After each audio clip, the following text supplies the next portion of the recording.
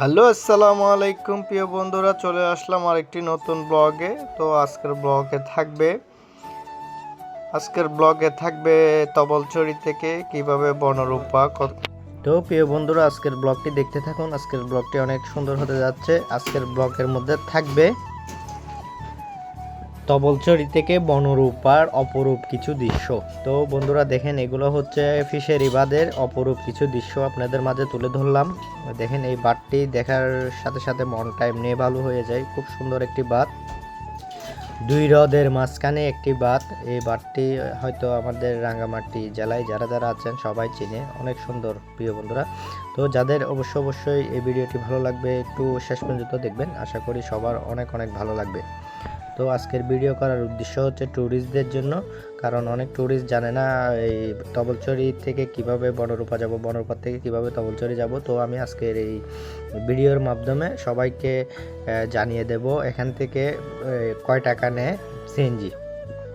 তো প্রিয় বন্ধুরা, আপনি যদি বনরূপা থেকে তবলছড়ি আসেন তাহলে মাত্র 15 টাকা নেবে, এবং যারা তবলছড়ি থেকে বনরূপা যাবে 15 টাকা নেবে।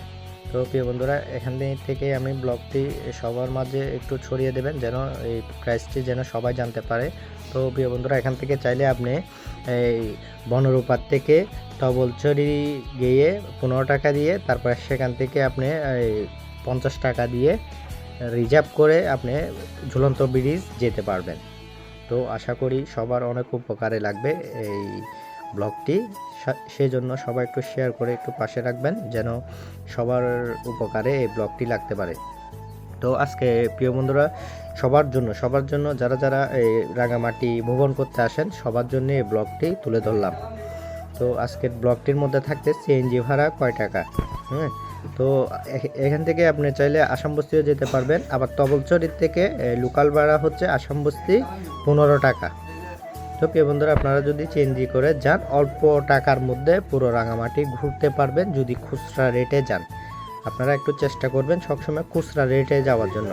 যদি রিজার্ভ করে যান তাহলে হয়তো একটু টাকাটা বেশি লাগতে পারে, কিন্তু যেহেতু সবগুলা কাছে আছে, আপনারা চাইলে একটু খুচরা রেটে যাবেন, তাহলে সবার মাঝে আপনাদের টাকাগুলো অনেক অনেক কমে যাবে। তো আপনারা অল্প টাকায় পুরো রাঙামাটি ভ্রমণ করতে পারবেন।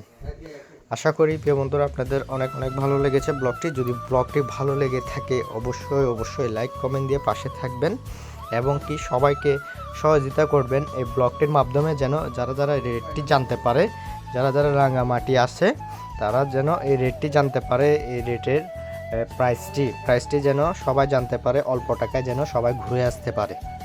তো প্রিয় বন্ধুরা, সবাই চেষ্টা করবেন অল্প টাকায় এই রাঙামাটিটি ঘোরার জন্য। তো সবাই রিজার্ভ না করে একটু খুচরা রেটে যাবেন, যারা অল্প মানুষ তারা খুচরা রেটে গিয়ে অল্প টাকার মধ্যে পুরো রাঙামাটিটি ঘুরে দেখতে পারবেন। তো প্রিয় বন্ধু, এই পর্যন্ত। যদি কারো আমার ভিডিওটি ভালো লেগে থাকে অবশ্যই লাইক কমেন্ট দিয়ে পাশে থাকবেন।